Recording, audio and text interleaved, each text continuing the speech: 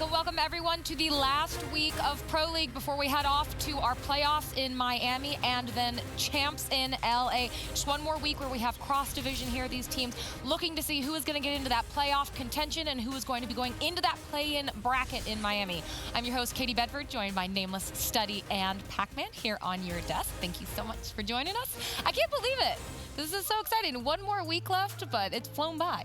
I know, it's went really quick, actually. Like, you guys were like, this is our last week. I was like, what? Already? Dang, I'm gonna miss looking at your face, Pac. I know, I remember my first day. First day. It just feels like time has just flown by. And it still feels like I'm in the first time here, but definitely gonna miss this place. This place has a lot of memories. Say, for instance, we don't come back, something like that. I know, who knows what's gonna happen, but let's pull up our standings because these teams also are waiting to find out what is going to happen to them after the week is done. Who's going to win, who is going to lose? You can see it here. United sitting fairly comfortably at the top of Division B, and Optic looking to retain the top of Division A as well. And again, I think United's probably kind of, I wouldn't say cruise control necessarily, but it's not as much pressure this week. I think United and Optic will probably both be the first seed in each division. They have a pretty big lead right now. I think United just has to go 2-2 because they have that tiebreak over 100 Thieves, and then Optic's like 4 or 5 games ahead total against the second place team. So I think they're both fine. And I don't think any team can be on cruise control at this point because they're all trying to get ready for those last 2 tournaments, the major tournaments. True. Maybe just in terms of your standings, but there's a lot to play for from this point on. It might be the end of Pro League, but the most important tournaments are coming up. This is your last chance to test out changes on LAN versus, like, unless you do like a pre-LAN going into playoffs. Like, you have to, go lay it all on the line here and see where you stand going into that, big tournament. And focusing on some of these changes, you can see Elevate here. They picked up Lacefield and Believe and no longer have Skies and Brezzy. And I want to know, Nameless, what is your opinion on these roster changes? We're going to probably talk about them a lot throughout the day. Those are some tough losses in players. Yeah. Losing Skies, I mean, we knew he was pretty good, but we got a taste of what he really can do on the map last week with Luminosity. He was incredible.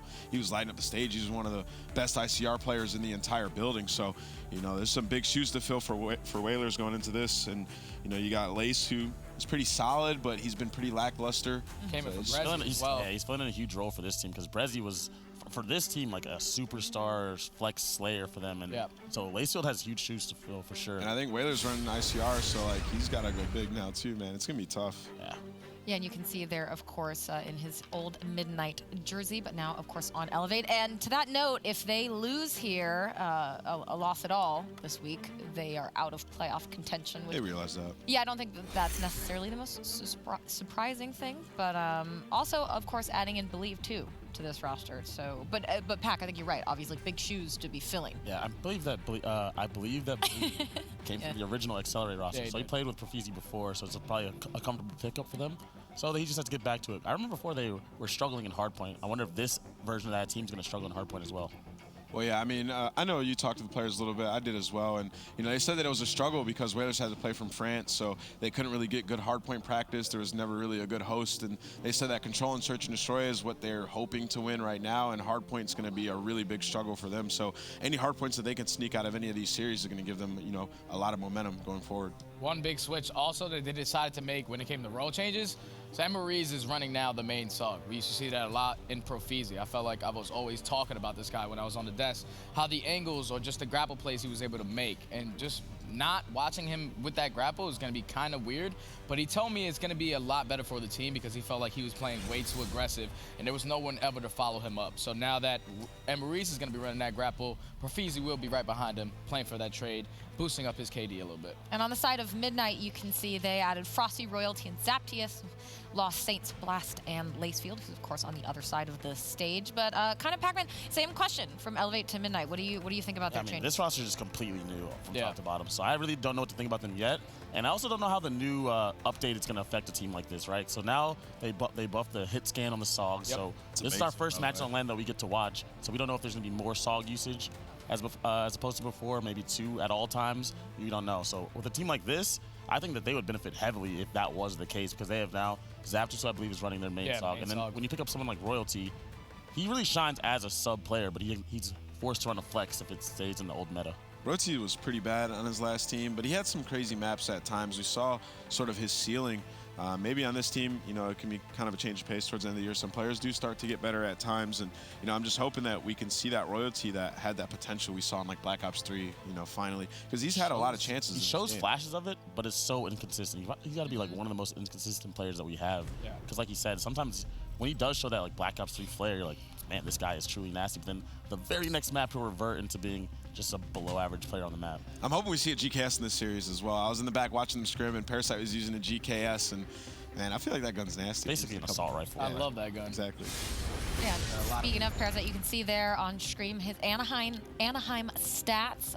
Not too shabby, but of course been on this Midnight roster for a while. So I think obviously he must be kind of one of the mainstays trying to get everyone else up to speed. More so than his stats, I think that Parasite's actually gonna have to step up to be a leader. Yeah. I believe all three of us have teamed with him. Yeah. And I don't think that leadership's his best quality. Absolutely. It's a misconception. A lot of people think that he's a great leader. He's good when he has a leader on his team. That's when he's at his best, when he can do his thing. When he's trying to focus on a bunch of things at once, he kind of like drops the ball a little bit. So hopefully this team can make it easy for him, and he doesn't have to really go overboard with the leadership role. And you know, I think then that's when he will shine the most. Well, we will see. We're ready to get things started. Elevate and Midnight to kick off this week of Cross Division with your two wonderful casters, Ben and Chance. Thank you so much, Katie. Excited to get the week underway. The last week of Pro League this year. Then, of course, we head over to Miami and then Champs. It's weird. We say it almost every single year, but it's crazy just how fast it seems to go by. It's been very insane. I mean, I still remember, like, it's an entirely new desk, and, like, day one, we're like, how they're going to do, and it's just, like, instant. It's like a couple months later, and it doesn't feel like it's been very long at all. Black Ops 4, man.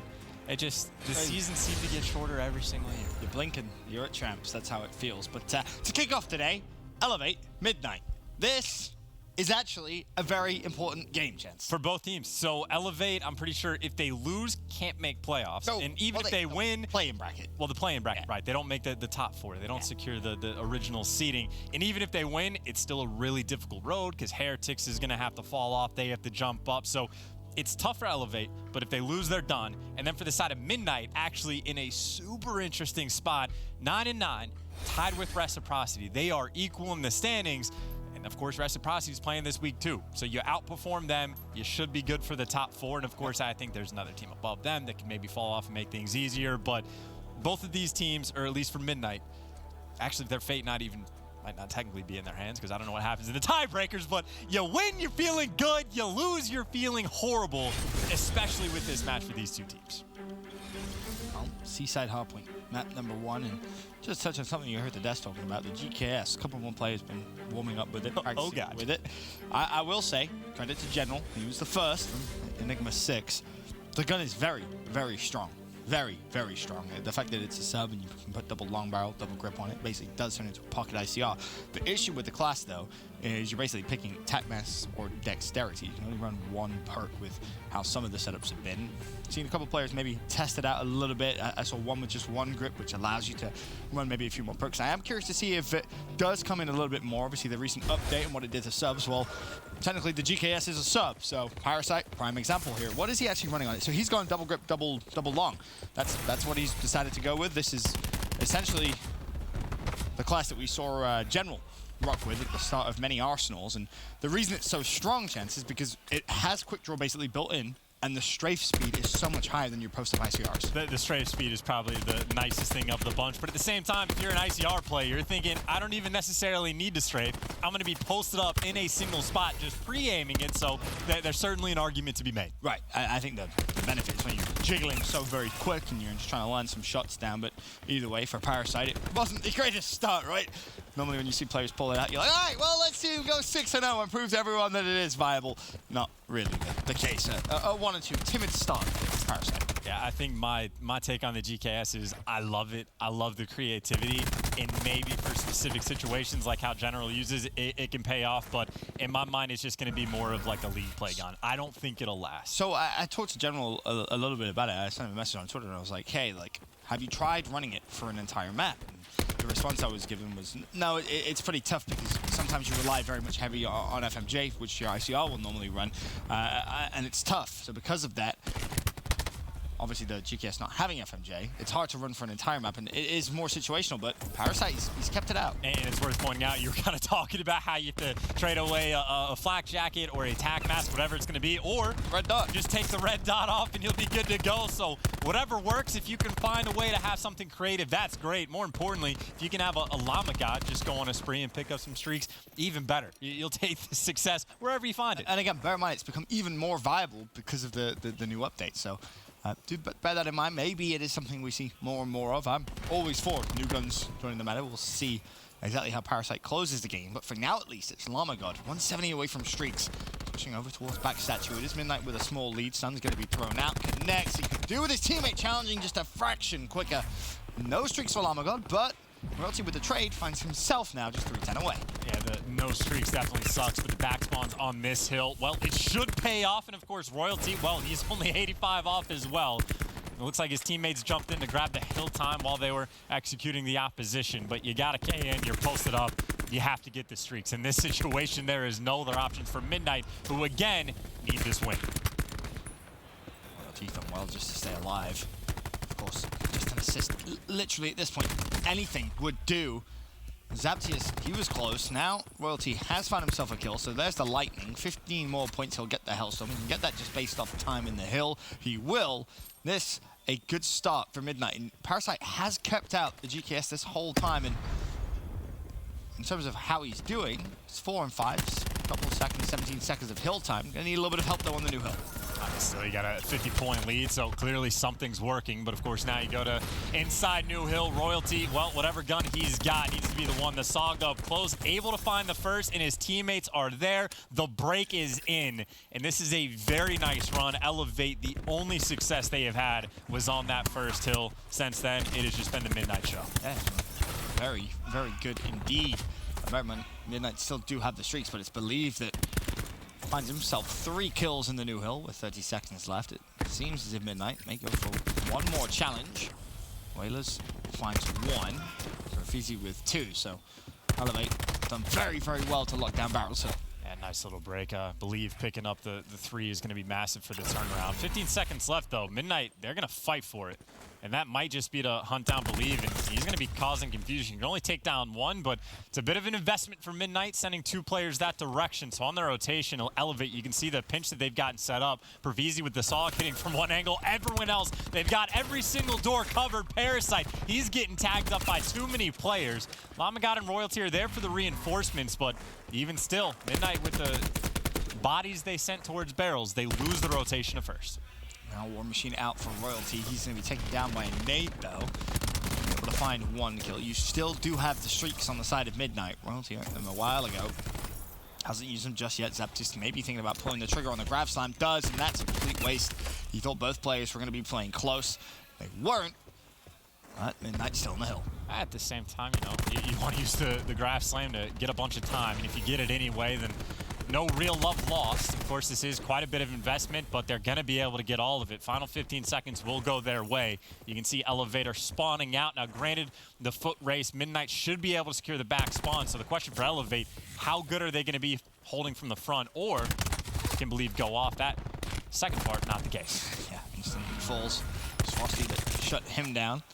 Llama God trying to attack through from the church side. Play to the left, play to the right. Doesn't even matter. Teammates shut them down. And now the Tempest can be used because you're 295 away from streaks as well. A couple of chains could be really the final nail in the coffin for map number 1.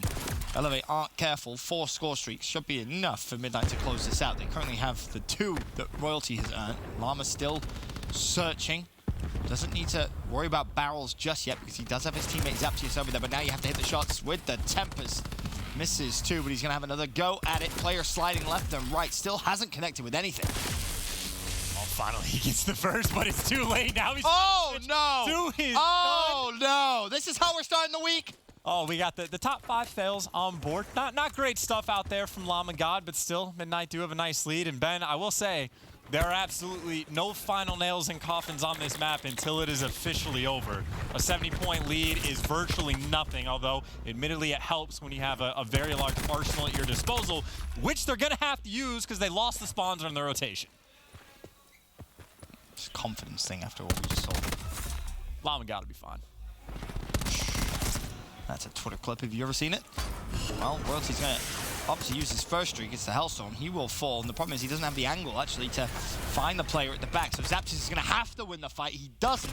Lacefield has done a phenomenal job of just staying alive at the back of the map. But now the reinforcements are there. Midnight do finally get a little bit of control. And right now, Elevate, they just want to contest as much time as possible. You've already burned one streak. That's a very small victory. And if they can just straight up break through, that is even better. Down by nearly 100 points was Elevate. Now they're fighting through just a little bit, and they've cut the lead down to about, 60, so still not great, and they'll be even closer after the hill's over. Now, of course, you've already seen Grab Slam and all that get used from the side of Midnight. So trying to break in barrels, you got the Flamethrower on Perfeezy, you got a Tempest out of Whalers. Use one, break through, and Elevate will be right back in this game, or just do it with your guns. Works, right? If you get Perfeezy in the hill, fire break, that would be absolutely massive, but it's Frosty causing problems. He's now working towards another streak. 175 away, nade in hand. Doesn't want to throw it just yet. There is mid-map. Llama hasn't spotted Whalers, so Frosty may think his flank is clear. Now he's no, it isn't. The shot punch is enough. 75 points, all he needs. This has been a hill of, I don't understand how either team has really been able to break through. Now Frosty just trying to bait his teammates if at all possible, and honestly the streaks at this point probably won't make much of a difference, right? You've already got 2 lightnings in your belt, so it's really just about that time, which Midnight did a phenomenal job on barrels, holding it for essentially the entire time. Less than 30 points away, they'll win the game. The lightning strike does nothing for them on their rotation other than get the information. But one good break, and map number 1 will be Midnight's. Just like that. You ask and you receive. All 5 players from Elevate drop. Now you can use streaks off spawn. Frosty earned his Hellstorm. You still have Royalty and a Lightning. Very well timed to pick up the double. No, the spawn's coming through. Frosty's going to make that 3-2 plays mid-map. There's a Graph Slam. GG. Map number 1.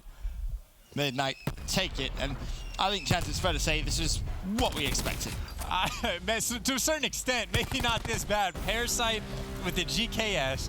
8 and 14. Didn't really see that gun get used too much. Everyone else was positive 10 or something in that ballpark. They had to have just outslayed Elevate by 30, 35 kills. Yeah, sounds about right, but like what we saw, at least Parasite thinking outside the box. And again, just to touch on the GKS, he wanted to run the trophy on the class, so took the red dot away from it. Has its pros, has its cons. Maybe we'll see it more. We'll wait and see if it's something he wants to pull out in control, but in terms of the result, that's all that matters for Midnight on their road to try and secure themselves in a top 4 spot. Midnight take map number 1, streaks galore. Overall, a good start to the series for them. And it was just kind of overwhelming. It wasn't one of those games that was won by specialists or the score streaks that came up clutch. It was the moments where they were earning the score streaks. It was just, they were overwhelming Elevate, just breaking hills completely for free. Like we watched Parasite run to the hill, nothing for him to trade out because Zaptis just went and killed all 3. And there were just too many times where, at least on Seaside, Midnight, it just made it look way too easy. Yeah. Way too easy, and there's Zaptis closing it out with the Graph Slam with the first one, but managed to find a double, and obviously it was Parasite running the GKS before the game, and for a little bit, but Jess caught up with Parasite. What did he have to say?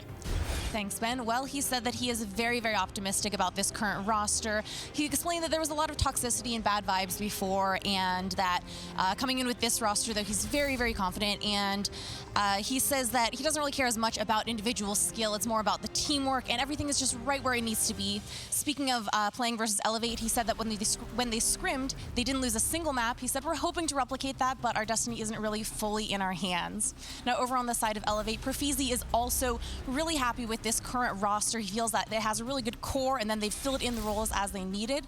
And playing versus Midnight, when I asked what to expect, he said, well, we think we can 3-0, but, oh, excuse me, I'm so sorry. He said he thinks he can 3-0, but it's going to really be a super fight for each map. So obviously that ship has sailed. Back to you, Ben and Chance. Well, Perfeezy may have thought it was going to be a 3-0. No, it's definitely not going to be a 3-0, that's for sure. As it stands for Elevate, it's tough because you watch them play there and you see moments where there's like glimmers of hope, right? Like, oh, they can get a good hold here, or they can get a good break here. Just not the case. For me, that was a little too easy for Midnight in map 1. That's what I'm saying. Like, even glimmers of hope. I think they had like a very small stretch where they like broke through on the Fountain Hill, and I was like, all right, they can turn this game around, and then just completely non-existent. And I don't know. It's kind of interesting. Like, you got Perfeezy saying, like, yeah, I think we could 3-0, and the other teams would be like, they haven't beaten us in a single map in scrims, which granted might not be true. I mean, I would happily lie about that if I was a player and maybe exaggerate slightly, but even if it's close to that, where Midnight has just been kind of having their way with Elevate, seems consistent with the results in competition. I love how he's still wearing the pass. Just for confirmation, he should be on that stage. That's what it is. We got the extra bodyguards on deck. That'll be a search and destroy Gridlock up next as game 2. Again, for Midnight, they want any chance of top 4 and securing their spot at playoffs. Hey, wins what they need. And a lot of them, the difference in ability or like difficulty of the tournament from starting in the top 8, or at least with originally to qualify, and then maybe having to play like an LG round 1. I think that's what Raider was tweeting about. If Z is like desperate for Elevate to win, that way if Elevate gets enough wins and like makes it through, it switches up the seeding just enough that like you avoid LG early on in that play-in bracket, because there is some fierce teams. And it's important to mention the play-in bracket is single elimination. Yes. There are no second chances. There are no second lives. First of all, I'm going to be honest. If you're bottom 4 of either division, and then all of a sudden you're complaining about, oh, well, you know, if we have to play LG in a single, it doesn't matter, because in the olden days, back in the days like last year, if you finished bottom 4, you didn't even go to playoffs. Right. So no. you should be blessed just to be going to Miami in the first place. But I mean, single elim, it was tongue in cheek, but I'm just saying that just goes to show how important it is for Midnight to go on a run, because if you fall in those bottom 4. Don't get me wrong, it's horrible. Oh, baby. Especially considering, you know, Rossamania switched things up a little bit. So some of the teams which are in the bottom 4 of the division, I'm sure if they've been playing like that all year, probably wouldn't have been, but that's, you know, irrelevant as is.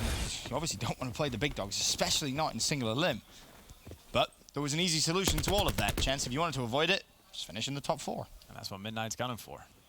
Looking for that easy solution. Of course, it all starts here, just getting that first win out of the way, and that puts the pressure on Reciprocity, who play up next against United. So you pour some pressure on, you're feeling good. Of course, now we got the full 5-on-5 retake. No flanks, just guns. Everyone move forward, and Royalty's the fastest one.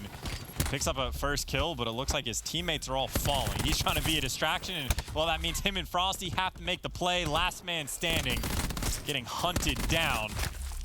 And Perfeezy does get that final kill, so retake successful. First round Elevate. Well played. The defuse will come through. Just buy a little bit of time, get close towards your cluster nade.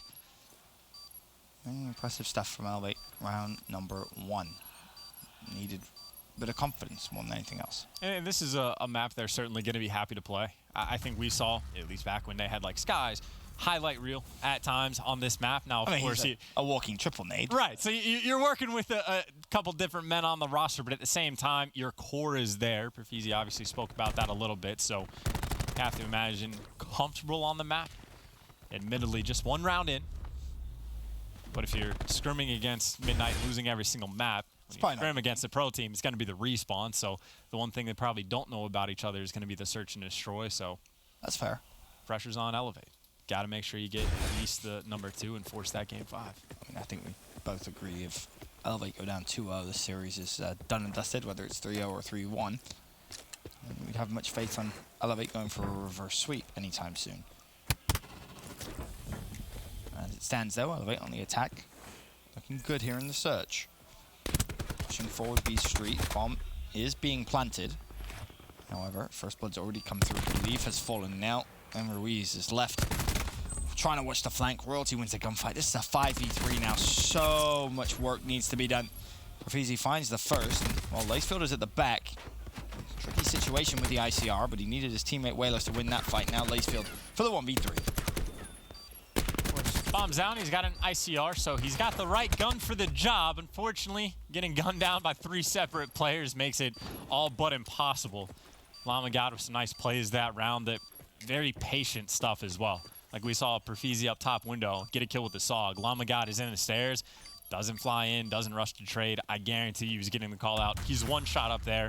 If you don't fly, don't get over aggressive, he's gonna heal up nice and quick, and he just sat still and waited for Perfeezy to jump down to him. So of course he got that kill and the final kill in the round as well.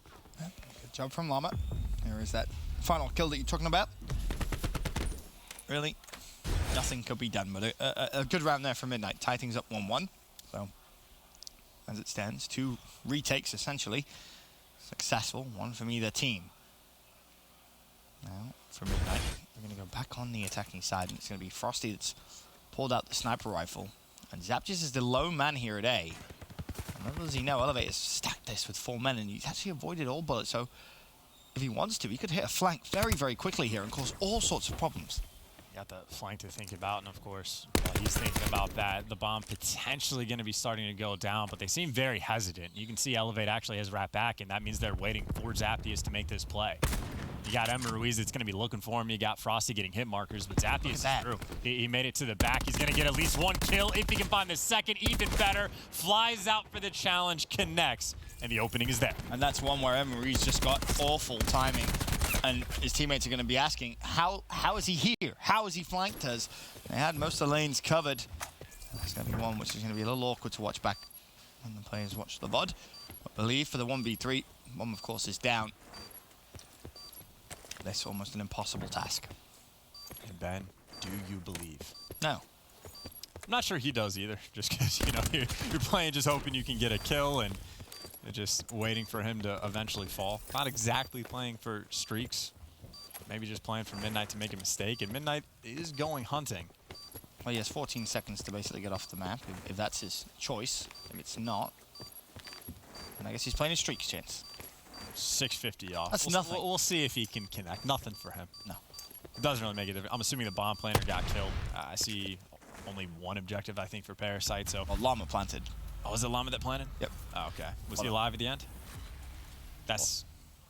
All right, well, I can't keep track of that. I didn't focus towards the start. Either way, the play that round was obviously Zapjes just going on the flank. He was watching it, just didn't watch the... It was Believe. I disagree with the best plays occasionally. It was a great play. Won a tough gunfight, don't get me wrong, but even Royalty right there picked up 2 kills himself. But the play that opened up everything, Ben, it was Zapjes going on the flank. And that's actually a very nice strat coming out of Midnight as well. Yeah, it was very patient, very well timed. You could say maybe Zapjes does get a little lucky with, you know, Emma Ruiz and his timings, but either way he breaks through and he finds himself a nice double. That really won them the round, essentially. As now Elevate back on the attack, and essentially they're doing very similar to what we just saw Midnight do. It's a slow push over towards B. Now Midnight are going to be rotating through. Believe has to stay alive. And Frosty just, yeah, he might not know it, but he's got a couple players in the building with him. Emma Ruiz up top, get some information. You can hear the, well, I can hear the call saying back down.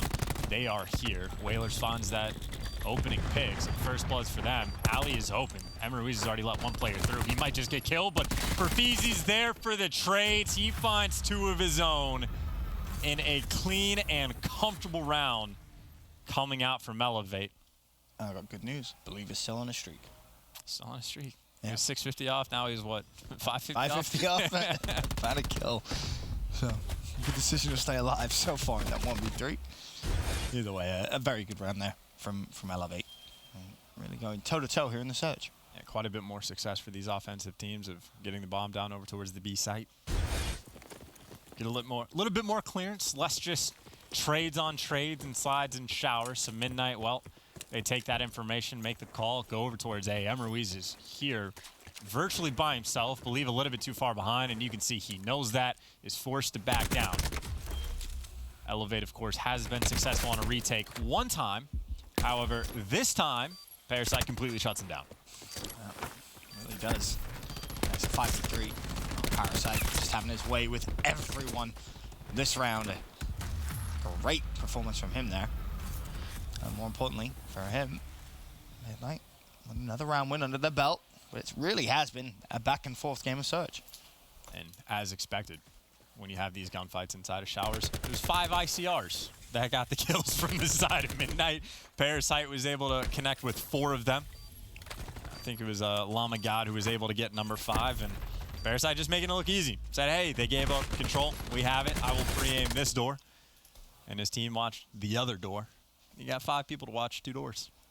It's a lot of people, not that many doors. Worked out. Sure did. Much needed round again for Midnight, keeping the pressure on Elevate, and it almost feels as if Which one of these two teams is going to bottle the attacking round first? Whoever throws it away, a defensive hold, could give the team the lead. Frosty, we've talked about him and his sniper rifle for so long, back in the E6 days, and it was one of those plays that we hummed and hawed about, said, yeah, he's a player who can keep it out for an entire map if he wants to, but there he has a peek, no one home, changes out class, and out, for him at least. He is still over towards B, but the rotation call should come through. Royalty with the first blood. There's the second. Llama actually finds himself 2. Zap just collapses. It's a 3 versus 2. 3 versus 2, and those 2 players out just by highway. And it looks like they might be going for the double flank through mid-map, or maybe hoping that they can just get a pick. They have a little bit of time to work with. However, I'm not expecting Midnight to move anywhere. So Lacefield's setting up the pinch, but so far this is just time wasted. The only benefit Lacefield has here is the grenade. No dead silence for him, so he wants to be running and sliding. Well, you know, you're shooting as well. That's going to give away your position. On the other side, Whalers, a similar situation. No dead silence, but a nade. What do they want to invest? Well, it seems like nothing. Lace will fall. Or if he doesn't, round will just end due to time. He's going to try and stay alive. Back corner, Frosty challenges. Lacefield wins the fight, but it doesn't matter. Midnight, they'll take the round. I would say that's just about worst case scenario. Of the 2v3 is bad. The bomb being down is a little bit worse. Having 2 ICR players, neither of which has dead silence, effectively makes it all but impossible unless Midnight just makes some sort of cataclysmic mistake, which... 2 beautiful nades would need to be thrown and then collapse on the last guy. You're looking at miracle play. And obviously the miracle did not happen that round. We're holding out hope for maybe a round 11 miracle to come about. Who knows? But either way, you ask who was going to bottle the first attack, and, well, Midnight get that defensive win. Now they're trying to turn things around and work things over towards B. We have seen this once before. This time they are just trying to hunt Zaptius down, but they did not spot him. It's happened again. Oh, has it? Oh, actually, that's interesting because Believe actually somehow tagged it. Well, it doesn't matter. Zaptius falls anyway. So now you have yourself a 3v3. I think Zaptius was a little confused. He got shot in the side and he was like, what is happening here? But Llama now 245 away from streaks. I think he got shot by his teammate. Yeah. That's what I'm saying. Yeah, the wall. But he kind of panicked, got confused, and I think he gave away Fog, which may have actually ended up with him dying, but the rotation comes through, bomb planted today. Of course, if Llama God gets a kill and maybe some change after this, or even if the bomb explodes, he is knocking on the devil's door with those score streaks. But obviously, if you go up 5-2, even better. And they are trying to clear out one side just to figure out where the pressure is going to be coming from. Well, they've not completely cleared it out, but effectively so. It means the pressure is going to be in showers. Royalty's got the SOG. He's going to be checking it. Has the ICR to back him up. And he's just going forward, trying to make the play. You see the stun might be the reason why. Oh, it was a team stun. Llama actually stunned Royalty there, and I think that may have just cost him a little bit. And the big issue here for Llama is he's so close to streaks. Believe, what are you looking at? I'm not sure. Round over. Midnight do enough. 5-2 now, the advantage. Do you know where he was going? Because I know that Llama God, clearly back there, already shot his gun. He shot at you through showers. You know he's running in the back.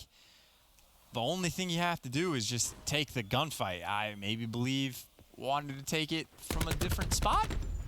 But generally speaking, the good part, or the good time to take a gunfight is when the guy's shooting at you. Because if you try to run away then, you get shot in the back and die. So let me just write that down. That's a good little piece of intel. When you're taking a gunfight, if he's shooting at you and you're out in the open, okay, you have to kill him. And if you have to protect your teammate, and if he's right there, when you have one single win condition and it's to kill the guy, you should probably kill the guy. Makes sense when you say it like that. Or at least try. You know? If he loses the gunfight, like, so be it. It's 5-2 now in favor of Midnight. Elevate back on the attack. B has been a site which has actually worked out very well for them here in the search. When they've been able to actually take control of it. Now you're going post-plant Lacefield with the snipe. That means you've got to connect with the shots. Well, he connected. He just didn't find the kill, and he's going to be challenged. No one there to assist the win condition of the round. And now it's just how long can Elevate survive for? It's a 3 versus 2, 23 seconds left. Believe a great nade shuts down Zaptius. Now 2v2, 20 seconds left, and you still have control of 18, which means you can just check for the defuse. Both players will fall.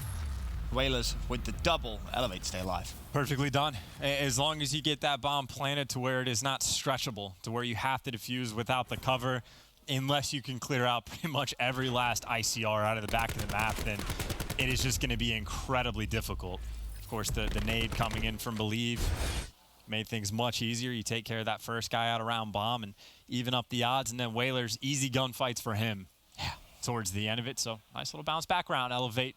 Not done yet. And that's a good job to recover the kind of the flank, right? There was 2 players from Midnight that were trying to flank Elevate, and they dealt with them both very, very quickly. Lace was a little unfortunate because he did fall, but he needs to be careful because player to his left. Now, how is this going to force players to rotate on either side as Lace looks for more intel?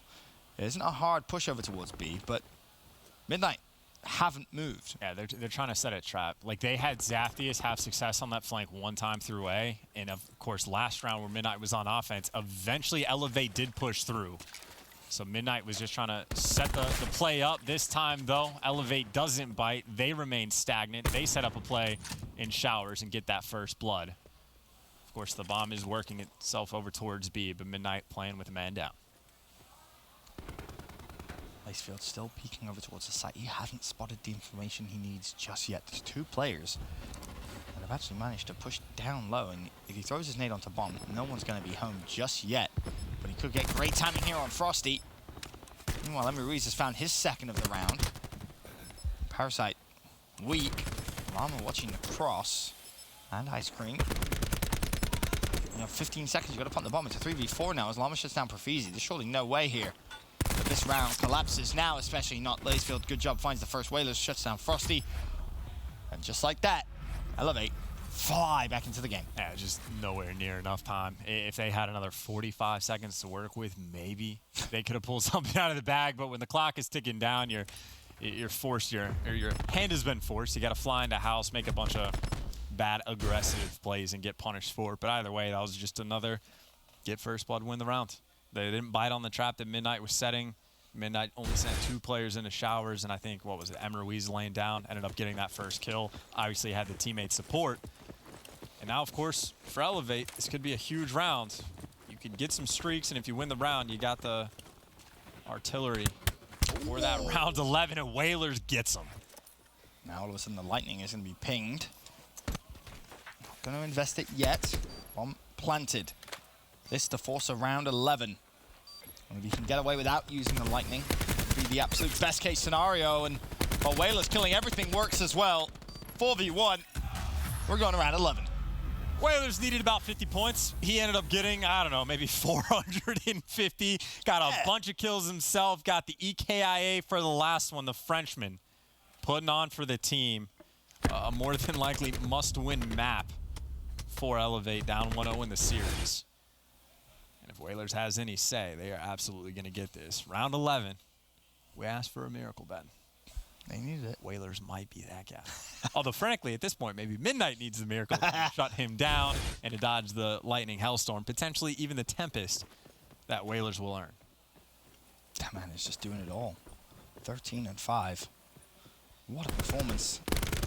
Is anyone cross Showers? Well, Elevate thinks so. There's no one home. Now, are they going to rotate out towards B? Well, the first streak is going to be used. That's the Hellstorm.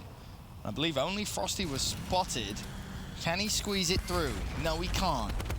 So still no first blood. He still have the lightning strike available. And again, bear in mind, as you so rightfully pointed out, Chance, he's so close to the Tempest. So close. He cannot die. But the problem, his teammates are. Lace and Prosfield both go down. Now all of a sudden, Whalers may be forced to use the lightning. You got to call it in. You call it in straight away, but they get the bomb down anyway, and if no one dies, even better. Lamagad has got the flank on lock. He won a huge gunfight earlier, and now he's just the easy man for the team. Everyone else from the side of Midnight, you got to focus on 2 doors, and you got 4 bodies to make it happen. You really need a big play from Whalers. Relief finds 1, Whalers drops, and that should be the round. Frosty with the double. It was set up where it looked almost perfect for Elevate to win. Streaks and a killer and EKIA away from a Tempest. And Whalers must be sat there saying, how the hell have we just lost that? A great comeback from Elevate to even force around 11. but when push comes to shove, it's Midnight that take game 2. That now gives them a 2-0 lead in the best of 5 series in a week where they need wins, and more wins. As it stands, it's 2-0. We'll be back after this with Game 3 Control.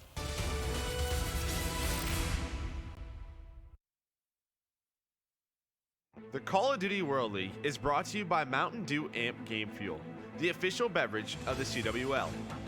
Scuff Gaming, the official controller of the CWL. And TCL, America's fastest growing TV brand.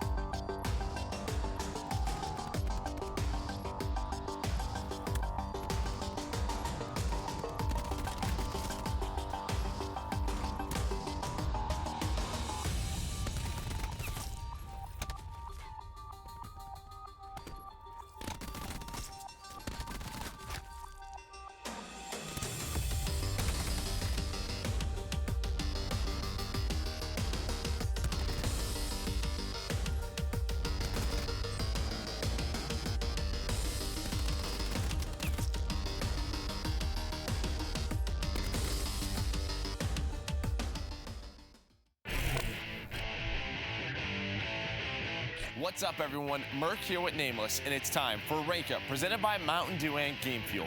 In the last episode, we watched Mindfreak swing the momentum back in their favor to win the first of 2 series, and now we're going to check out a play from the decisive second series.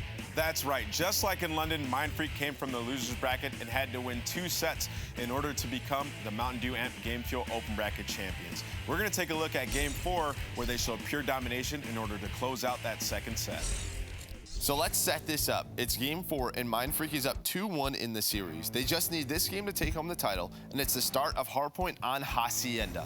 Mazer's spawning on the preferred side because hill number 2 is just to their right in that garage. Yeah, so we're going to take a look at how Mindfreak decide to approach this. They send 2 guys around that right side, but the key thing is that Fida gets that first blood, so he allows his players to get up and through that hallway, and when they get on their side, it's going to be very tough for Mazer to get in and regain control. So Mindfreak do a very good job of initiating that power control and starting that flip for the next spawn. And this is it. When Setsi is able to find 2 right there, you'll see on your minimap numbers 1, 4, 3. They're already spawning on the opposite side of the map, which is 25 seconds left. This is a great start by Mindfreak, but one number you have to watch is number 5. That's going to be Beezy. He's going to be the AR for Mazer. He takes a very long route, trying to get his team spawns for hill number 2. Yeah, and as he's doing that, you can see that the players located around that first hill for Mindfreak, they have a numbers advantage, so they're able to rack up a ton of time. At the same time, Fida picks up those streaks, but unfortunately for Mazer, the streaks come in for Fida, and that's going to be Mazer's last hope for the first 2 hills. We're hopping on board with Fida for our rank up breakthrough play with his point of view with an ICR and a perfect 10-0 start. So another key part of this streak is that he gets that first blood, which allows his players to push up those hallways, as you can see on your mini-map. And then he jumps down into the hill. So not only is he racking up all this time, he's also picking up the kills. So you can see sort of how he responds to the communication of his teammates, anticipating where every single player on Mazer is going to be coming from and picking up all of those kills. He has the heads-up ability to realize Pentagram is going to put some extra pressure on the hill. And then right here, he calls in that streak. Now, because of Fida's 2 lightning strike kills, BZ has to run. You get Fida into a power position on that Lambo, which helps them push out to a 50-0 lead. With a Mountain Dew Amp Game Fuel open bracket, we cruised through the competition pretty easily until the grand finalists. I mean, I'm still impressed. You know, there's a lot of teams getting a lot better. Any tips that I got for amateurs is just keep on focusing and improving as a team. I mean, a lot of people focus individually, but I believe that you got to improve as a team. Until you do that, you won't get better as an amateur. So there you have it. Mindfreak shows us again that they know how to dominate even when coming from the losers bracket. They showed us picture-perfect play and how to close out in style. Yeah, excellent work to Mindfreak to win 2 titles in a row. Don't forget, July 19th through the 21st, CWL Miami. We're going to see if Mindfreak can go for 3 in a row, but that's going to do it for this episode of Rank Up, presented by Mountain Dew Amp Game Fuel. Don't forget to check out the rest of the CWL Anaheim matches on our YouTube, and the rest of the CWL season can be seen on MLG.com and Twitch.tv/Call of Duty.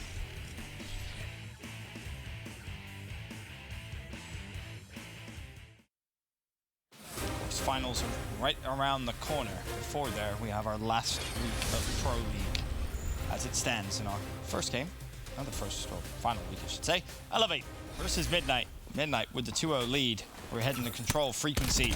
Is this now where Midnight will close things out, or potentially the start of a reverse sweep for Elevate? Well, I mean, again, if Whalers has anything to say about it, no. By the way, turn your attention to the kill feed. Parasite, another new gun. I think that was the grab that he pulled out. So was it really? A lot of new things to think about, and this is a gun that gives you an absurd amount of options. You can play it like an ICR, you can play it like a Maddox almost, you can play it like a KN, you get stock, you get double grip, you get some long barrel. It is a do-it-all kind of assault rifle, and from my limited time with it, I'll say, gun's pretty good. Did you run the GKS? Because I know I've tried the GKS. I haven't fully tried the Grav. So, yeah, I tried the GKS, and that's why my take is, like, it's solid, situational, but ultimately I think it's a league play gun. Not like, I don't think it'd be super effective at the pro level. All right, but the Grav? I think I'm not convinced, but I think it has a lot more potential. Okay, interesting. Very interesting. Good take. As we'll see, obviously Parasite started with the GKS in game 1 and switched it out. Is that something you might want to run for the entire game here? Well, we'll wait and see. As it stands, 19-18, the life advantage just at 1 in favor of Elevate, and a minute 30 to attack B. Spent so much time talking about the Grav, I even forget that we're playing Control for a moment. I was watching Lacefield spawn kill, and I was like, what is going on? You're getting the wrong hills, but either way, you got players trying to spawn kill on one end, Frosty just trying to do his best job of staying alive. You see Royalty came for the help, and Royalty did not last very long.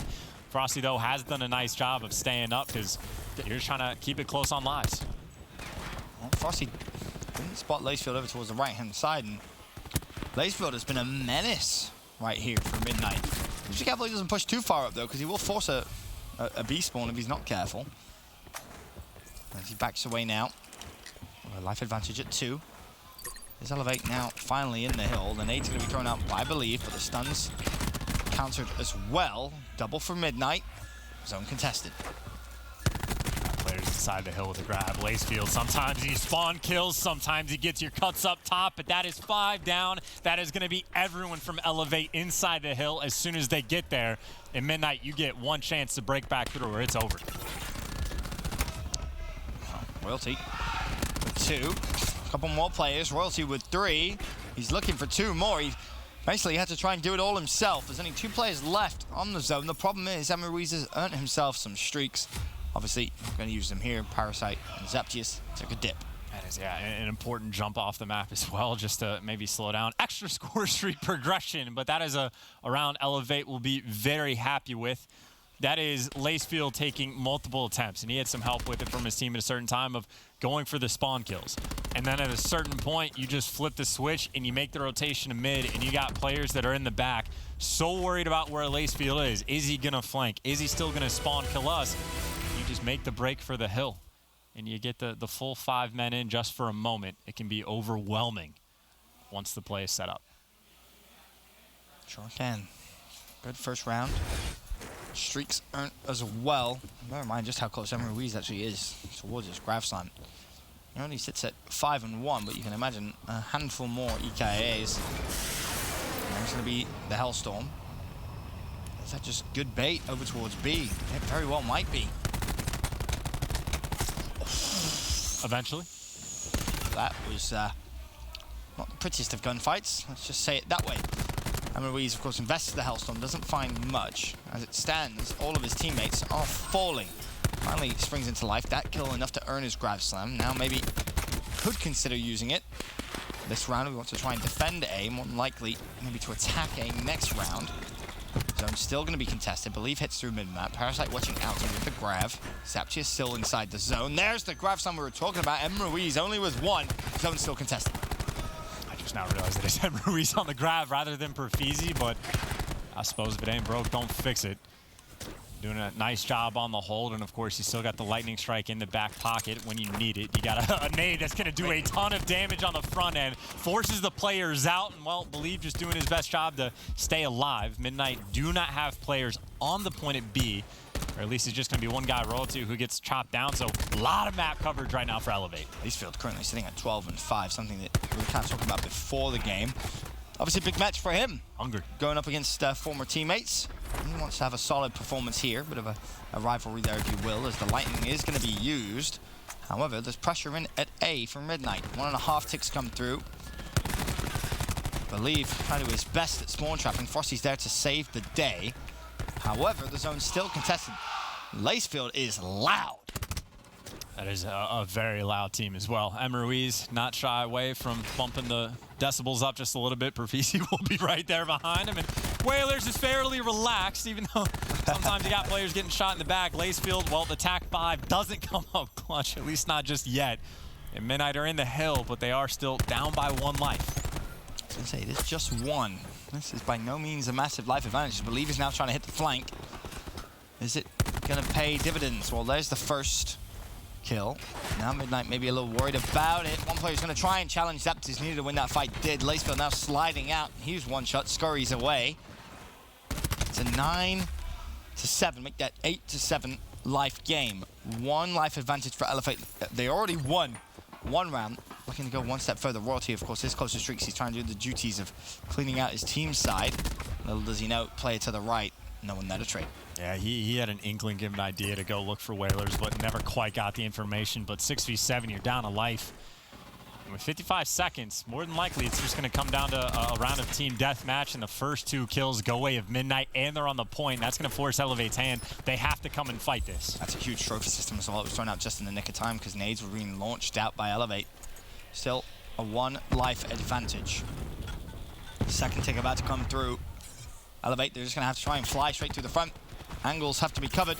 And there's the grapple, doesn't do much. 5v1. All comes down to Whalers. As much he's going to be able to do about it. I was going to say, even at the end, like, don't kill him. You can get 4 bodies in the hill. You can get everyone to get some of those extra points just to bump you closer to the specialist progression. And I don't know, maybe there's a player or 2 on the map thinking about score streaks, but Midnight towards the very end, it was just a kill trade fest for like the final minute and a half of that round, it seemed. a one-life game for the longest time, but they got a little bit control over towards B, and then they just got funneled into bad gunfights. You know, Elevate tried to send a couple players through mid. Frosty's there, you try to go outer. Parasite's there, you try to make the grapple play inside. Someone else was there. Royalty, someone, whoever it was. Good response from Midnight. Zaptius, you mentioned maybe a couple plays being close to streaks. He's 225 away. Frosty looking for maybe a wild push over towards B, but there's actually going to be 3 plays mid-map. I don't know how he's still alive. Now teammates may be able to shoot over the top of him. Frosty's done such a good job. The fact he even found a kill in that situation is a miracle. 3 dead for both teams, make that 4. So Royalty 100 away from streaks, left essentially now in a 1v1. And he does have that War Machine as well if he wants to maybe call it in and shoot some of those grenades over towards the A point, because they're all going to be inside. You got a trophy for one player, and it's on his team.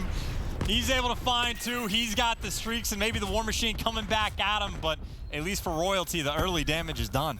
I believe found 2 though, and he has actually had time to heal. And honestly, despite a good opening break, it is going to be capped surely. Final contest. Llama has to go huge, not going to be able to do so. Whaler shuts him down, and pressure's already coming in a B. Yeah, I mean, that's going to get shut down fairly quick, though. Midnight quick on the response. They're in a situation now where we've seen Elevate try to do this. They try to go for the spawn kills, and eventually they flip that switch and go towards the point. But, of course, when they go towards that point now, Royalty's got the backup, the assurance. So for Midnight, just don't get crazy. Don't give them anything for free. And you can see no one being aggressive. They got the setup that they want. Parasite's got mid, 2-2 split on either side. And Elevate right now, I mean, you can flank all you want. And the only thing for Midnight, if you fall here, then you're getting spawn killed. Oh, but the team shot with the Tempest. Llama responds with a Tempest of his own. Frosty now can push through.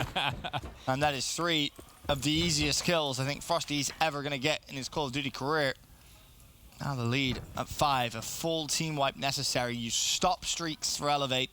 You still have streaks in the back pocket. You're watching all the angles. Llama's rotate across with a Tempest. He finds at least 1 before falling. You keep the life advantage at 5. Aroa Team Zaptius not getting too over-aggressive, looking for maybe spawn kills of their own. They got the setup and they want to stick with it. Player soaring through mid though. So Steve is near the hill, but the slam picks up 2. Use the Tempest to shut down the first push. You use the slam to shut down the next. You got a 6-life lead, and again, if things get crazy, Royalty still is. And Zaptius has just done such a good job of locking down Elevate spawn for as long as he has. Managed to even get the grab slam off for a double. Really well played. There was just really no doubt and no way Elevate could try and break in towards that zone. Now it was 23 seconds left. A few more lives remain. For Midnight, you have the streaks as well, just in case things start going up a certain creek and you find yourself with a lack of paddles. But as it stands, 13-5, this round's done. At this point, jumping off the map would not be ill-advised. Of course, maybe you want to try to get Perfeezy closer to the vision pulse. Maybe you want some extra points because it will be important. Or you can make that hero play towards the very end, but Midnight, they're going to shut that down very quickly. A lot of specialists invested from the side of Midnight, but of course a couple from the side of Elevate as well. Maybe that round goes differently. If the Tempest battle gets won by Whalers, but he shoots his teammate in the back, and that just made it free for Lamagata Frosty. I wasn't kidding when I said 3 of the easiest kills he's ever going to get. 3 fully Tempested players. Shane, he goes, thanks, bud. Appreciate it. And Lamagata's a relaxed guy, too, so I'd imagine the calls were like, oh, there's like 3 of them down back there. And Frosty, you sure? Like, oh, yeah. Thanks, man. You weren't kidding. Midnight, just 1 more round needed, and could see Royalty's decision-making here on the streaks. Exactly what is going to be used. Obviously, if it does go the distance to around 5, he'll have them defensively. As is, Midnight looking to put pressure on B early. Got to hit those shots. Zaptius. Whalers finds the kill, and Frosty has literally just slid. Thank you. Doesn't matter, right? When you can just turn around and do that, I guess. But slid right past player from Elevate. There's no progression at all. Secured into B. But it seems as if Midnight still want to go for it. Oh, he's still got the SOG duo down by B. The opening break goes a lot different if Zaptius gets that first pick, but they're right back here regardless. Now, of course, the situation for Elevate, they can't really afford getting killed very quickly. Whalers, by the way. That just looks so funny. Just sat, crouched, trying to play for some spawn kills and no doubt heal in that situation. As now the second ticker beat will come through. Pressure over towards A as well. This is good. Split pressure coming in from Midnight. Now Elevate off spawn. What are you going to do? Where are you going to go? Because 2 ticks into B, that's stopped. The first tick into A is coming through. Royalty's watching mid-map, and again, you still have those streaks. They're also just straight up winning on guns right now. You got a 2-life lead, maybe just one, so it's going to be small, but you have so much pressure on both objectives. The second tick nearly through Elevate, though. They're going to contest it oh so quick, and Zappius, well, he gets cut down with his teammates in short order. So you got 3 total ticks on board on the 2 points, and Royalty's actually calling in the Lightning now. I'm assuming pretty much everyone's inside, though. I'm surprised. That's a bit of a waste of a streak. At best, it relieves a little bit of pressure, but now you're just solo pushing. Now you're just starting to panic. And Elevate will say thank you very much. The life count in their favor, +3. If you're Midnight, your best bet is plain and simple, try and push B, but the problem, now Whalers, he's earned himself some streaks, a Lightning and a Hellstorm. He's already pinged the Lightning, so Midnight should expect this. If he wants to, he's gonna call it in, which he will. There's the first, Zaptius drops. This was a round which Midnight almost felt it was impossible for them to lose, and Whalers is tearing them apart. He's on an 8 spree, he's looking for even more, and 12 seconds left. If I'm Midnight, you got to get a body on the point. You want to force out the Hellstorm if you can. But I don't know how much time is left, because once they get to the point, Whalers is here waiting for them. Finds the first blood. His teammates are there. Yes, he falls. But you have to imagine Believe's nearby. Uh-oh. Does not finish the gunfight. Uh-oh. Wait a minute. Royalty, ring around the rosy. He's done so well to stay alive.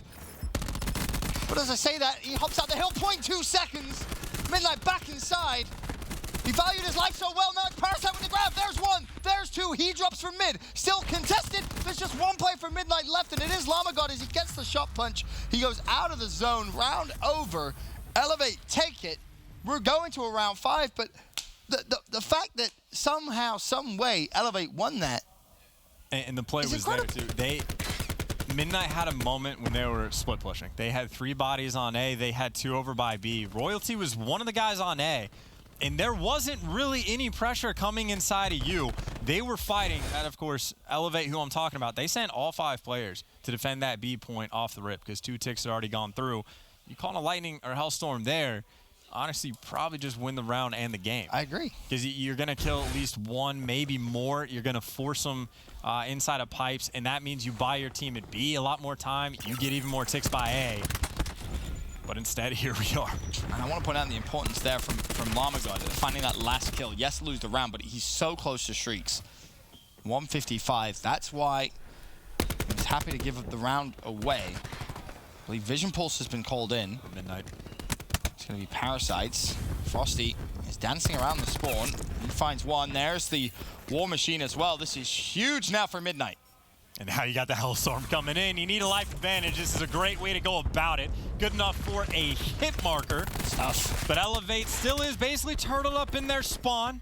They're going to have to counter with the Vision Pulse of their own, but they don't really have map control at all. You got Ruiz on B, but that's it. And I believe Llama is actually still alive, if I'm not mistaken. I don't think he's fallen. Yeah, he's even closer towards streaks. 30 away. If anyone pushes, even a stun would be good enough. Admittedly, you'd like to see him maybe try and get these streaks now, so you could invest them over towards B, because there's already 2 ticks into A. This is where it comes into almost a horrible situation. The stun's going to connect. War Machine is out on the other side for Believe. Parasite's found 2. Keep your eye on the kill feed. Will Llama get one? Yes, he will. That's the Lightning. 21 to 18, the life advantage. 2 ticks into A. Less than 60 seconds on the clock with just 1 tick in B. The split pushes in. 2 players over towards A right now for Elevate. Parasite gets taken down, so Lamagod actually calls in the Lightning Strike straight away. Not able to find a thing. Of course, he can still think about the Hellstorm. Keep in mind, Whalers already does have 1, and they got the zone A. I'm not sure I believe is going to realize just how important that first kill was. Llama goes down. A's gone. Now the pressure into B. This to send us to a game 4. Elevate trying to survive in the series. Second tick is in. Now the Tempest is out. Whalers is going to chain 1. There's 2. He's going to connect again. I don't think there's any way Midnight can even touch the zone. Elevate take it. A great respawn from them.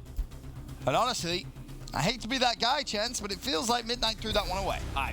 Elevate was handed multiple unwinnable situations, and they found a way. And Whalers found a way. They were doing crazy stuff, but like even that round, we saw 2 different rounds, by the way. Royalty just with the War Machine never had flak. There weren't trophies getting placed down, and Royalty's going big with the War Machine multiple times. But in spite of that, even when you get the Lightning, you never found a single thing. And Parasite, unfortunately, gets a team kill in the situation, but you still get the Lightning. And yes, a bunch of ticks have come through, but you were at a point in this round where you were ruthlessly spawn killing them, calling in Hellstorms over top, and you still find a way to lose. Shows you got to use your streaks effectively. Llama called in the Lightning here, and I would love to have seen, or he called it, maybe outer A for one, and maybe the spawn side on B for the second. Either way, he falls. Believe the playmaker to close it out for Elevate. Stops the Hellstorm, finds a second, doesn't stop, keeps trying to surge forward. And Elevate, they just stack their hill. Then all of a sudden it's Whaler's turn with a Tempest. There's a double stack. He had streaks anyway. So even if that wave had been stopped, you would have fancied them to close out the game. That's what I was thinking. I was like, he's got a Hellstorm. You just force him into pipes. You're not going to have enough time. They have to fly out, kill him with that. And I'm like, oh, he's a Tempest, even better. Now you chain them and you can go and kill them. And it's kind of a story of like 2 Tempests for Whalers, right? Had the one where he shoots his teammate in the back. Llama God picks up, makes the huge play. This time, instead of his teammate, shoots the enemy. Helps. And things go a lot better at the end. Definitely more recommended when you shoot usually other team. But Whaler's having a great series. Yes, he is. It is worth mentioning. He's been fantastic, really, in all 3 games that we've seen so far. And we will go to a 4th map as Elevate take their first of the series, 2-1. And win the Hardpoint, tie it up, on for the reverse sweep and a game 5 search. It's worth mentioning, GKS didn't really seem like it had too much of an impact map 1 at all. Still potential there. The graph seemed a little bit better, but you still didn't get that win, right? So just something to keep in your mind when you're thinking about the new weapon metas potentially being at play. So it is tough though, right? Because then you're in the debate, well, would Parasite done better with the Maddox in his hand? Not necessarily. Again, I think the grav is going to be a pretty solid tool for I'm just glad we're seeing teams test it, if nothing else, right? Actually try it out for, a map or so and see if you do get success. But we go back to Gridlock. It was game 2. It's going to be game 4 here as well. Midnight with the 2-1 advantage. I'd actually be curious as to whether or not he pulls out the grav on this map as well. Because, again, you can treat it like an ICR with stock if you want to, where it's not going to be quite as good as the ICR at like the farthest of ranges, but it's still going to be, it's like a middle ground. It's some sort of combination of an ICR, K, and Maddox like bumped into one, but yeah, the GKS. And he's going for those long range gunfights with it, which... Dude, it's a pocket ICR, I'm telling you. You put the double long barrel on it, and that thing will beam. Obviously, it takes a little bit of getting used to. But the real benefit is the up-close fights as well, because it is essentially a sub. Right. So I think you even mentioned that Splice had talked about this a little bit of it's great, it is viable, but it's still like a bullet behind the ICR at long ranges. Yeah. It's like when General uses it on the first on Arsenal, I'm like, cool, you jiggle on the pillars non-stop, but Parasite just went up top with it. That is a prime gunfight position for an ICR. And of course, the opening break goes incredibly well for Elevate for many more reasons than just the gun, but always something to think about. Okay, the energy on the stage is taking a bit of a shift. They very, very loud. What you expect with them is, again, Elevate looking to try and break this rotation. It was very interesting in game 1. The rotations were a little slow, everyone. They found themselves trying to break through, really since the very beginning of that game 1. A cleaner rotation or 2 here, and well, the Hardpoint definitely could be a lot closer. Problem is they have to try and break the hill first. Everyone is falling. Midnight should be able to chip away the lead. And Midnight basically just fought that 3v5 for the majority of the time, but you got players in post winning big gunfights. You had a player inside of 18 winning nice gunfights, and Parasite with the second class we have seen from him already in this game, picking up a couple kills with the GKS. And well, the 18 is open. And with 20 seconds left, Elevate, they are trying to take one more crack, and they should eventually be successful. Llama God falls, and you are able to secure that scrap time, bump up the lead to about 40 points going into new. As you can see, Midnight already there. And it's the value of the trophy that Parasite has. And that is a cheeky little spot from Llama. And watches everyone pushing over towards Little. He actually found himself 2. And he's still managed to have a teammate support. Unfortunately for Parasite, no kill comes through. Rafisi actually gets a double. And Midnight on the hill might not last much longer. It's actually coming down to Royalty trying to make some plays, and he's at least keeping those players at bay. Royalty's done a very nice job to buy his team time to push up, and Royalty was able to win another gunfight, so Elevate's in the hill. But you can already see Midnight. They've secured the spawns for next. Granted, 30 seconds on the clock, but you got a pinch trying to work yourself into the hill. Perfeezy, though, has been going off. 50 points now off streaks. Too easy for Perfeezy. Over towards Showers. There's the lightning. Can he find the Hellstorm as well? Jumps into the hill. Just needs an EKA. Needs to be careful not to get challenged. Teammates find the kills. And then Ruiz, really the savior there for Perfeezy. Lightning is going to be pinged. Is it going to be used? I would doubt it very much. It's now just about breaking through and finding that Hellstorm. Oh, and Lacefield actually throws a rogue nade, so no Hellstorm earned there for Elevate.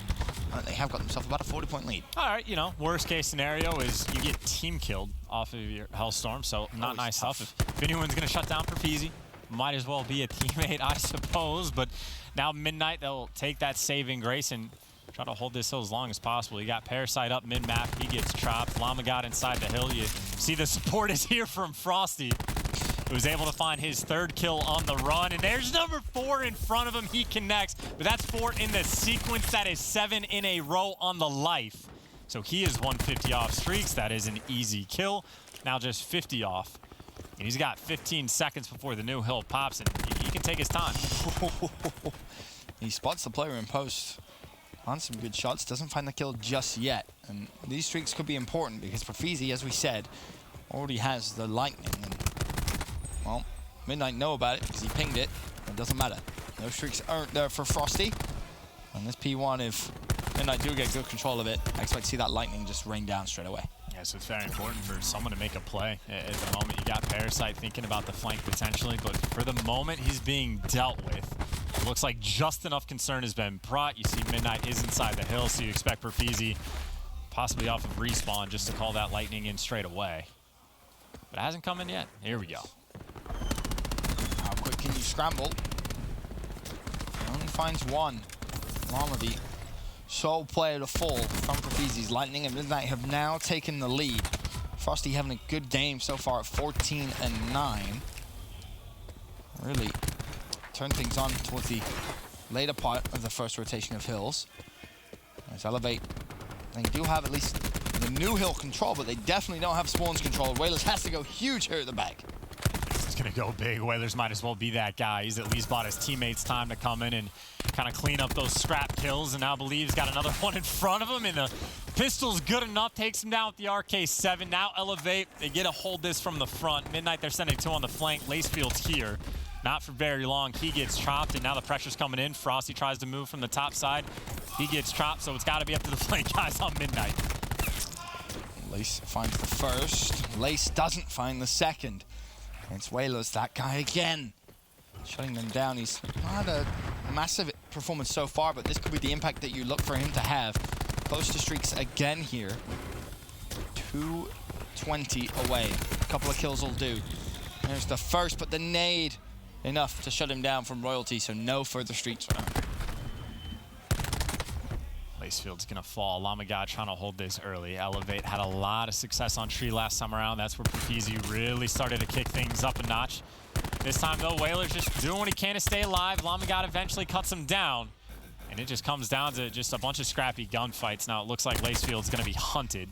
Or at least he feels the pressure. He's trying to stay alive, and Lacefield just wants to buy his teammates time to come in, but once he falls, it's just 4 men through the front.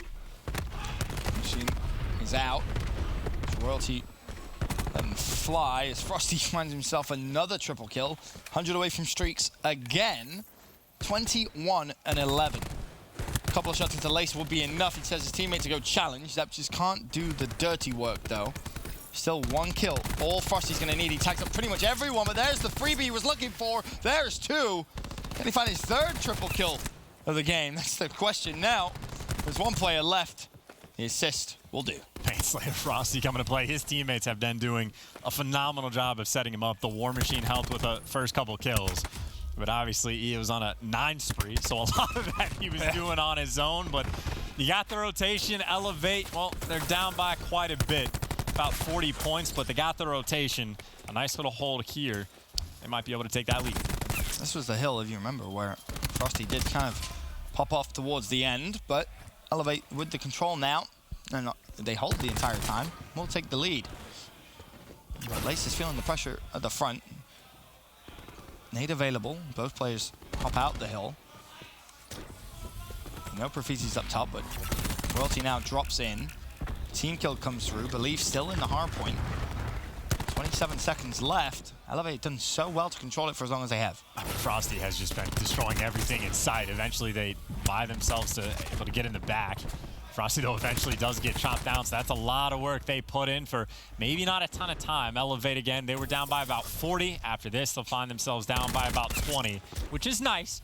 Bad news is now you got to deal with the Hellstorm and the Lightning on first, which is, I mean, effectively impossible to do. Nice, right? You should fall. The second this hill goes into Elevate control, you expect to see the streaks. That's still at play. Profizi's about to get himself a vision pulse. You have yourself a Graph Slam. That's really it. On the flip side, Zaptius has Graph Slam. Llama God has himself a Tempest, and you would expect if this game did go down to the wire, Parasite would eventually find himself his vision pulse. There's a Lightning used, still a Hellstorm available for Frosty as Midnight looks to give himself a big, big lead. That's a huge kill as well. They actually did give up the back spawn just for a single player, but Llama God takes care of that. Frosty, of course, has a gunfight for potential flank that's getting worked in. And he's actually bought Llama God time to come in and rotate and help him out, which maybe wasn't even necessary. Now Midnight on the rotation. It's going to be Royalty here, and he's going to need a ton of help as well. Midnight a little bit slow on the rotation, I will say. And Frosty, by the way, on another streak. He's just been so good. And there's the nade that connects. Now you may as well use the Hellstorm just in case you get extra streaks. You know players are going to be at the front. And Ruiz may fall. In fact, he doesn't, but he knows he can call it out safely to Zaptius, who had the slam. Hey, one player at least in Sushi, maybe two. Frosty 205 away. This has been one of the best performances I think we've seen all year from Frosty. This is unbelievable. 32 and 14. He's got streaks once. He was close one time prior. He's close again. I mean, talk about a hard carry when you need it. Llama God now with streaks. GG, Midnight, just a superior Hardpoint team. And when you're slaying like that, Hardpoint just really is that easy.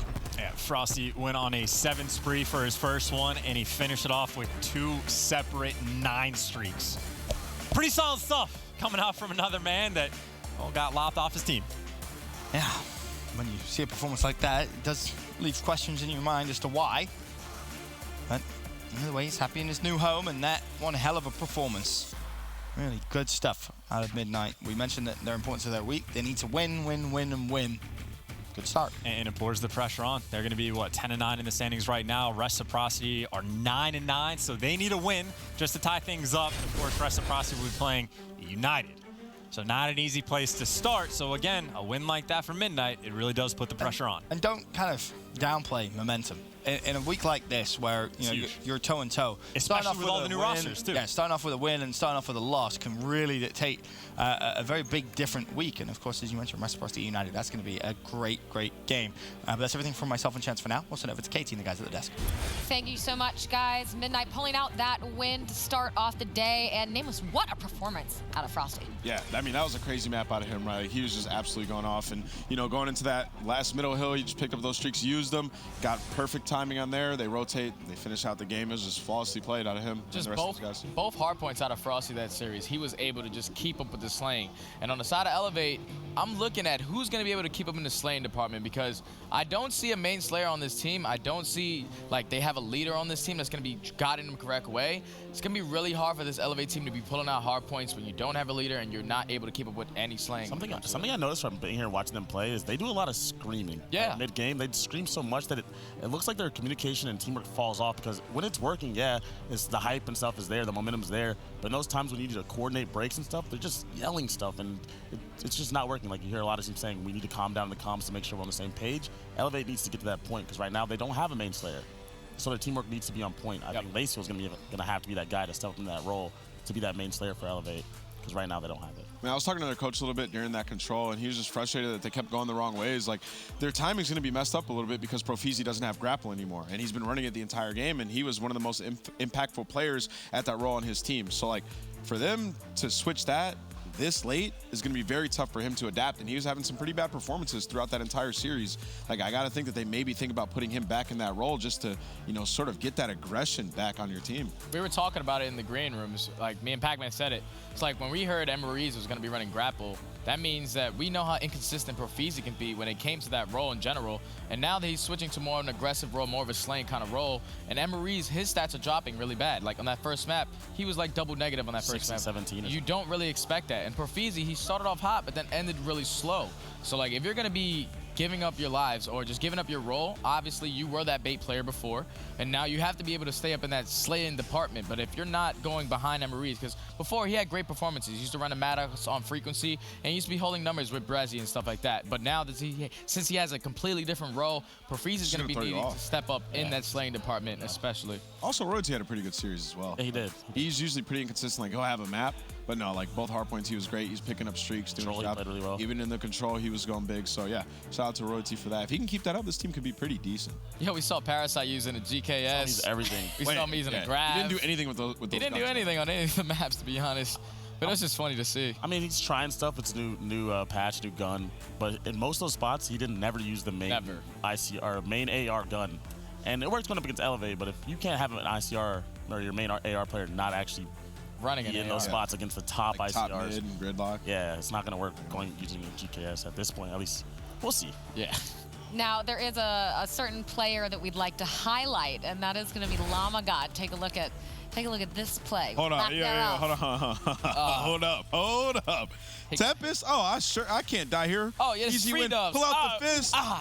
Is it? Come on, man. Come on.